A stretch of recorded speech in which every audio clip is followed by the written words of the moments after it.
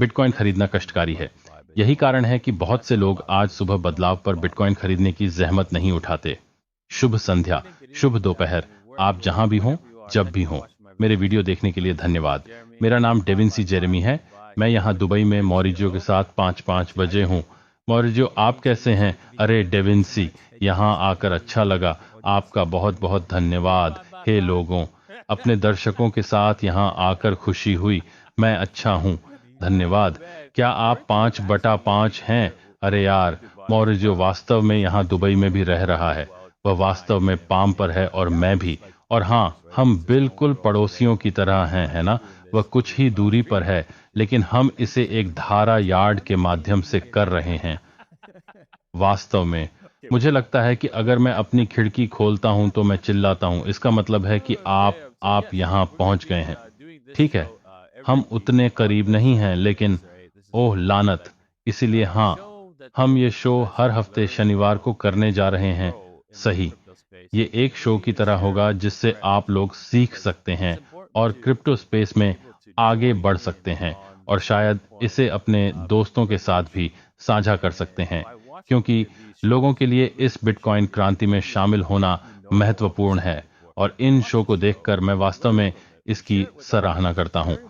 भले ही आप यह सब बातें पहले से जानते हों, फिर भी शो देखें, उनसे सीखें और इसे दूसरों के साथ साझा करें, क्योंकि ये बहुत महत्वपूर्ण है कि आप यह जानकारी साझा करें, क्योंकि इसी तरह हमें कीमतें अधिक मिलती हैं।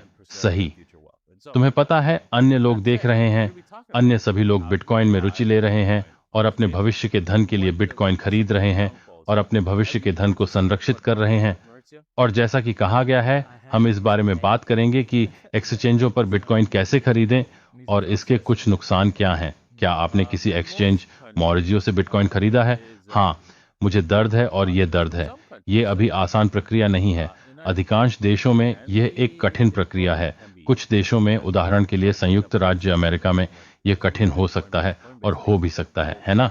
ये इस पर निर्भर करता है। उदाहरण के लिए, आप किस आदान प्रदान से गुजरे। तो हम कॉइनबेस पर जाते हैं। कॉइनबेस इसे सबसे कठिन बनाता है, एक अमेरिकी के लिए सबसे आसान प्रक्रिया। इसलिए यदि आप एक अमेरिकी हैं और ये शो देख रहे हैं, तो आप कॉइनबेस के माध्यम से जा सकते हैं। हालांकि वहां भी एक कठिन हिस्सा है। कॉइनबेस के साथ वे आपके लिए, कुछ ग्राहकों के लिए, अपना बिटकॉइन लेना मुश्किल बना देते हैं, सब नहीं। तो मैंने उस पर ध्यान दिया है। मैं ऐसे कुछ लोगों से मिला हूं जो अमेरिका में रहते हैं और वे अपना बिटकॉइन निकालने में सक्षम नहीं हैं। अजीब है ना? क्या आपको नहीं लगता मर्सिया? ये है। और साथ ही आपको बहुत सारी जांचों से गुजरना पड़ता है। आप जानते हैं, सुरक्षा जांच, और आप जानते हैं, दस्तावेज प्रदान करते हैं और तब तक प्रतीक्षा करते हैं जब तक कि वे उत्तर न दे दें और उनका ग्राहक समर्थन सबसे अच्छा न हो। इसलिए मैंने पाया कि क्रैकन भी दिलचस्प है, ईमानदारी से कहूं तो थोड़ा बेहतर। लेकिन हाँ, मैं आपसे सहमत हूं। मुझे लगता है कि एक्सचेंजों का एक नकारात्मक पहलू यह है कि वे आपके क्रिप्टो की कस्टडी नहीं रखेंगे, है ना? क्योंकि यही उनका व्यवसाय है। भगवान जानता है कि इसके साथ क्या करना है। तो हाँ, वास्तव में ये मुश्किल है। उन्हें दूर करें। हाँ, तो यह कुछ बिटकॉइन खरीदने की तैयारी का पहला भाग है। अब निश्चित रूप से कुछ वॉलेट हैं जो आपको अपना बिटकॉइन खरीदने या भुगतान करने के लिए क्रेडिट कार्ड का उपयोग करने की अनुमति देते हैं। मुझे नहीं पता कि वे एप्पल पे करते हैं या नहीं। इतना ही। हाँ, एप्पल पे। मुझे नहीं लगता कि वे अभी ऐसा कर सकते हैं। एक बैंक है जिसने एप्पल पे को काम करने की अनुमति दी है, लेकिन कुछ भी नहीं। लेकिन अगर आप ऐसा करते हैं, तो कुछ क्रेडिट कार्ड कंपनियां आपसे वह शुल्क लें जिसे नकद बिल कहा जाता है, और अन्य आपसे बड़ा शुल्क लेंगे। प्रतिशत, ठीक है? क्योंकि आप जानते हैं, आप बॉबिट क्लिंट चाहते हैं। और फिर उसके ऊपर लेन देन शुल्क भी भारी है जब आप क्रेडिट कार्ड खरीदते हैं। हालांकि आप जानते हैं, मैं किसी को भी वॉलेट डाउनलोड करने और उसे क्रेडिट कार्ड से खरीदने की अनुशंसा नहीं करूंगा। अंत में आपको बिटकॉइन और क्रिप्टो प्राप्त होते हैं, और जब आप ऐसा करते हैं तो यह आपकी हिरासत में रहता है। लेकिन कुछ एक्सचेंज आपको क्रेडिट कार्ड से खरीदारी करने की अनुमति देते हैं और फिर यह आपके अधिकार में नहीं होता है। यह एक आदान प्रदान है, लेकिन कम की ओर वापस जाना एक एक्सचेंज स्थापित करने जैसी प्रक्रिया है। ये किसी एक्सचेंज के खाते से कम है। क्षमा मांगना। यह मूल रूप से कठिन है क्योंकि आपको केवाईसी नो योर कस्टमर से गुजरना होगा। तुम्हें पता है कि वह क्या है मार्सियो, तुम उसे समझाते क्यों नहीं? हाँ, इसलिए मूल रूप से अधिकांश एक्सचेंज, केंद्रीकृत एक्सचेंज, यह साबित करने के लिए कि आप ही हैं, आपको अपने पासपोर्ट की एक प्रति या अपनी आईडी की एक प्रति अपलोड करने की आवश्यकता होती है ताकि वे आपका नाम रिकॉर्ड लेन देन के साथ जोड़ सकें। इसलिए केवाईसी का मूल रूप से मतलब है कि आपको कुछ कानूनी दस्तावेज उपलब्ध कराने होंगे।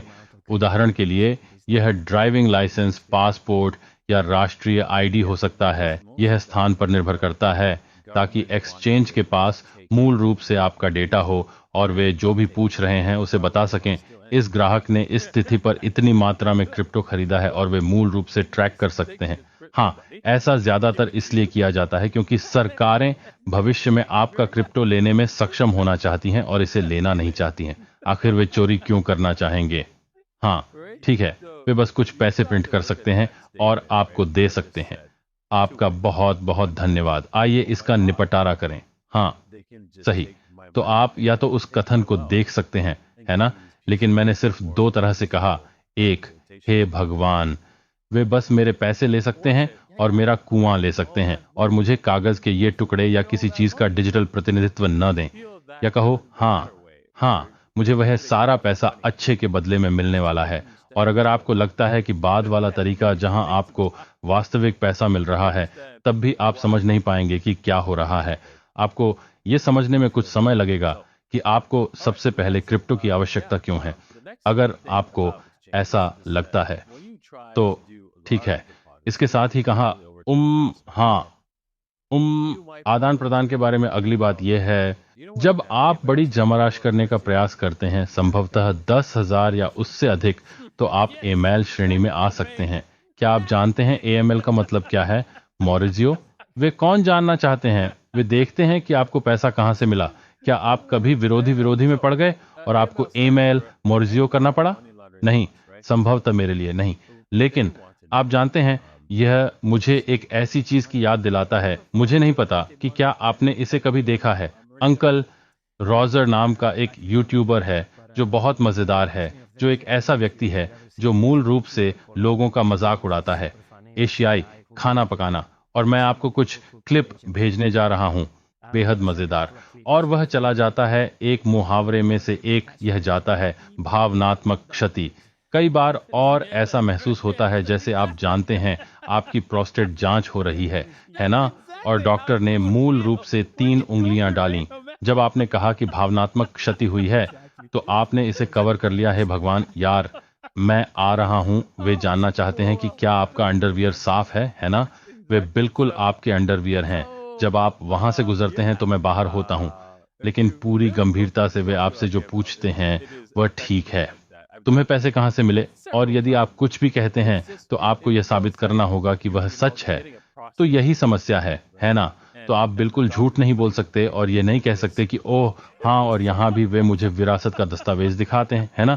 या और फिर उन्हें इस पर विश्वास करना होगा और फिर वे उस पर प्रश्न करना पसंद कर सकते हैं और साथ ही वह पैसा लॉक हो जाता है। आपने जो पैसा वहां जमा किया है, जैसे कि अगर वह लाखों में है, तो वह तब तक लॉक हो जाता है जब तक आप सब कुछ साबित नहीं कर देते। हाँ, आप इसे वापस नहीं ले सकते। आप उस पैसे से कुछ नहीं कर सकते जब तक आप उनकी संतुष्टि को सिद्ध नहीं कर देते। यह वैध तरीके से अर्जित किया गया है, सही। और इसलिए यह एक कठिन और डरावनी प्रक्रिया है। मैं इससे गुजरा। वे थे, मैंने उन्हें बताया कि मैंने इसका खनन किया है और उन्होंने कहा, ठीक है, आपको मुझे अस्त्र के प्रमाण के दस्तावेज दिखाने होंगे। सही। थोड़ी सी गूगल अंग्रेजी आपकी मदद करेगी। मैंने इसमें आपकी मदद की क्योंकि मैं इसके बारे में सार्वजनिक था। लेकिन हाँ, ये पर्याप्त नहीं था और ये दिखाने के लिए बहुत काम करना पड़ा कि मैंने वास्तव में अपना बिटकॉइन अस्तित्व में लाया है ना? तो ये एक तरह से डरावना था, है ना? क्योंकि आप जानते हैं, मुझे इसे कई बार करना पड़ा और यह मजेदार नहीं है। ये बिल्कुल भी मजेदार नहीं है। और जितना मैं इसके बारे में बहुत सारे चुटकुले बना सकता हूं, यदि आप एएमएल के माध्यम से जाते हैं, आप भावनात्मक क्षति महसूस करेंगे। यही कारण है कि मैंने बाइक पैक की ओर ले गया, क्योंकि मुझे कुछ साल पहले एक ईमेल मिला था जहां कॉइनबेस ने कहा था कि वे अब HMRC को प्रदान कर रहे हैं, जो यूके टैक्स है प्राधिकरण, कॉइनबेस पर किए गए सभी लेन देन।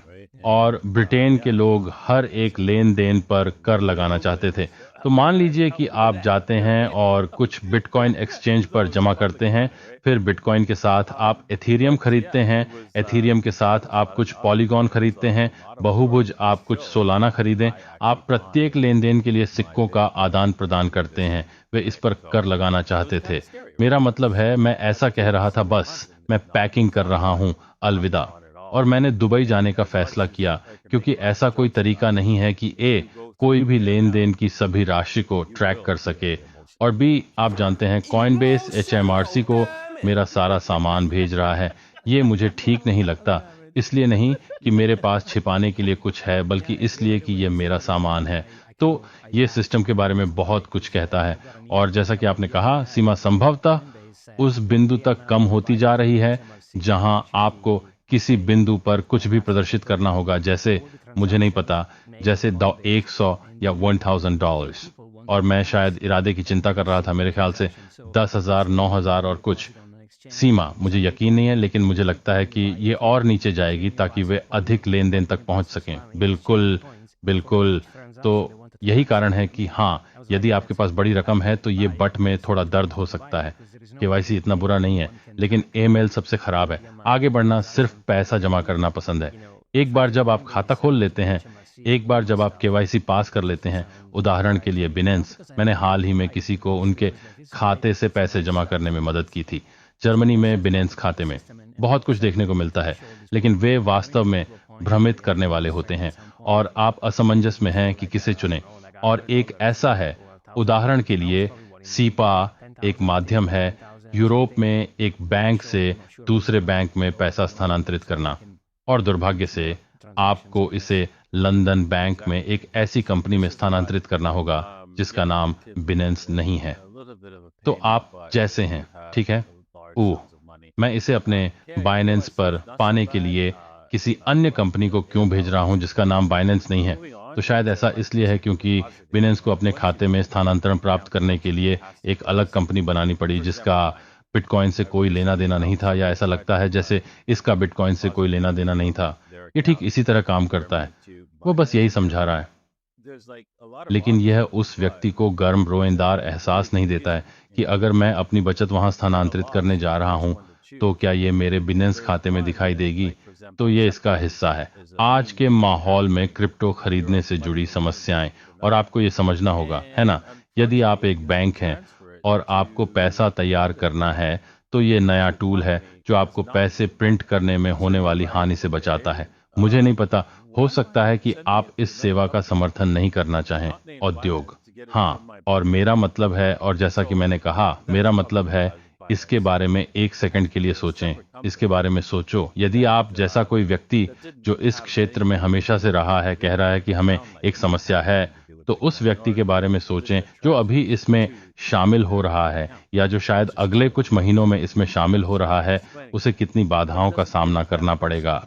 और जैसा कि आपने कहा, केवाईसी से गुजरना होगा जो एक दीवार है। फिर उन्होंने वह दीवार गिरा दी। फिर मैं दूसरी दीवार पर जाता हूं जो कहती है, ओह, मुझे अपना पैसा माल्टा या लंदन स्थानांतरित करना है, क्या किसी अन्य कंपनी के नाम के साथ। फिर एक बार जब आप उस चरण पर पहुंच जाते हैं, तो अधिकांश समय, अधिकांश एक्सचेंज, वे आपको तुरंत नकदी निकालने की अनुमति नहीं देंगे। आपको निश्चित समय तक इंतजार करना होगा। उदाहरण के लिए, इस क्षेत्र में मेरा बिनेंस का एक मित्र भी था, और मुझे पता चला कि जब आप पहली बार बिनेंस में कुछ पैसे जमा करते हैं, वे आपको तुरंत हटने नहीं देंगे। आपको प्रतीक्षा करना होगी। मुझे लगता है कि ये 5 घंटे या 10 घंटे है, मुझे याद नहीं है। ये ऐसा है क्या? मुझे 10 घंटे इंतजार क्यों करना पड़ेगा? और इसलिए वे सभी कदम, आप जानते हैं, वे किसी ऐसे व्यक्ति की मदद नहीं करेंगे जो इस क्षेत्र में शामिल होने के लिए नया है। अनुभव भयानक है, सचमुच सचमुच भयानक। इसके अलावा बिनेंस के पास इस तरह की पीयर टू पीयर चीज है जहां आप अपने आसपास के अन्य लोगों से क्रिप्टो खरीद सकते हैं, जो कुछ हद तक क्रिप्टो के एयरबीएनबी की तरह है। मेरा मतलब है, लोगों ने कहा कि ये अच्छा है, लेकिन मुझे लगता है नहीं, मैं इसे खरीदना नहीं चाहता। यादृच्छिक लोगों से, मेरा मतलब है, मुझे पता है कि वे शायद बीच में हैं, इसलिए एक प्रक्रिया है और यह वास्तव में गड़बड़ लगती है। तो यदि आप संयुक्त अरब अमीरात में हैं तो वास्तव में मेरा पसंदीदा एक्सचेंज बिट ओएसिस कहा जाता है। ये सचमुच अच्छा और आसान है, लेकिन फिर आपके पास एक और समस्या है, जो यह है कि आपका बैंक आपके कार्ड को ब्लॉक कर देगा, क्योंकि निश्चित रूप से आप बैंक हस्तांतरण के साथ या क्रेडिट कार्ड इनपुट के साथ क्रिप्टो खरीदना चाहते हैं। आपका बैंक इसे ब्लॉक कर देगा क्योंकि उन्हें लगता है कि किसी ने आपका कार्ड चुरा लिया है, या वे सोचो ये गड़बड़ है। तो आपको बैंक को फोन करना होगा, कहना होगा, क्या आप कृपया मुझे अकेला छोड़ सकते हैं? यह मैं हूं, मैं B2AZS पर क्रिप्टो खरीद रहा हूं। तो आपको इस दर्दनाक दौर से गुजरना होगा, जो एक और कदम है। मैं कल्पना करता हूं कि यदि आप ऐसे व्यक्ति हैं जो KYC से गुजरते हैं, जो सभी चरणों से गुजरते हैं, माल्टा में एक कंपनी को विदेशों में पैसा भेजते हैं, ब्ला ब्ला ब्ला, और फिर प्रतीक्षा करें और बैंक कार्ड ब्लॉक कर देता है। ये ऐसा है जैसे, हे भगवान, ईमानदार होना सचमुच बहुत कठिन है। हाँ, मैं देख सकता हूँ और मैं सहमत हूँ। बात सिर्फ इतनी है कि इससे इसे देखने वाले को निराशा हो सकती है। ओह आदमी, मुझे इन सब चीजों में अपना समय क्यों बर्बाद करना चाहिए? और यही सवाल है रे, यही है। और मैं आपको बताऊंगा, इन सूप्स से गुजरना, इन समस्याओं से गुजरना, कुछ क्रिप्टो का मालिक होना सार्थक है, क्योंकि यह भविष्य का पैसा बनने जा रहा है। इससे आपकी संपत्ति में काफी बढ़ोतरी होने वाली है। इसलिए जो कुछ भी आपकी संपत्ति में उल्लेखनीय वृद्धि करेगा, उसके लिए काम और प्रयास की आवश्यकता होगी। मैं इसे दोहराना चाहता हूं ताकि आप इस अवधारणा को समझ सकें। जो कुछ भी आपकी संपत्ति में उल्लेखनीय वृद्धि करने वाला है, उसके लिए काम और प्रयास की आवश्यकता होती है। इसलिए यदि आप कड़ी मेहनत करने के लिए समय निकालते हैं और कुछ क्रिप्टो खरीदने के लिए इस प्रक्रिया से गुजरते हैं, तो आपको लंबी अवधि में पुरस्कृत किया जाएगा। इसीलिए हम आपको इसके बारे में बताने के लिए यहाँ हैं। इसीलिए ये वीडियो मौजूद है। तो सुनिश्चित करें कि आप इसका लाभ उठाएं और उन सभी पागलपन से निराश न हों जो बैंकों ने दीवारें खड़ी कर दी हैं। बैंकों ने जो पागल दीवारें खड़ी कर दी हैं, वे उनके हितों की रक्षा करती हैं, है ना? और आपको अपने हितों को सुधारने से रोकते हैं। हाँ, सचमुच बहुत अच्छा कहा। और इसीलिए इसे अवसर कहा जाता है ना? क्योंकि आपको हर किसी के ऐसा करने से पहले जाना होगा, क्योंकि किसी न किसी बिंदु पर ऐसा होगा।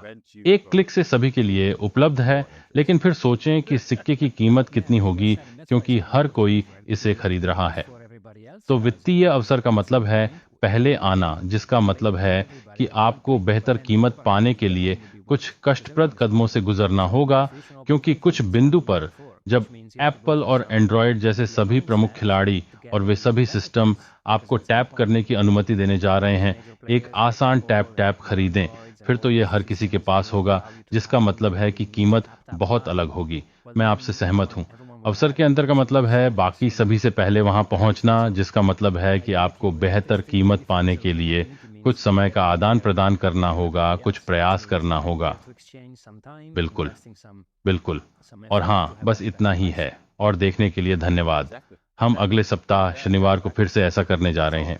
तो सुनिश्चित करें कि आप ट्यून इन करें, क्योंकि हम आपके बटुए को प्रबंधित करने के बारे में बात करने जा रहे हैं। मुझे लगता है कि अगला कदम ये है कि कैसे क्रिप्टो को अपने वॉलेट में निकालें और अपने वॉलेट का प्रबंधन करें, और यह सुनिश्चित करें कि आप अपनी मेहनत की कमाई को न खोएं, जो वास्तविक पैसा है, जो कि क्रिप्टो है। सुनने में तो अच्छा लगता है। मुझे अपने पास रखने के लिए धन्यवाद। देखने के लिए आप लोगों का धन्यवाद। हाँ, धन्यवाद। आप सभी को धन्यवाद, और हम अगले सप्ताह आप लोगों से मिलेंगे। प्रोत्साहित करना।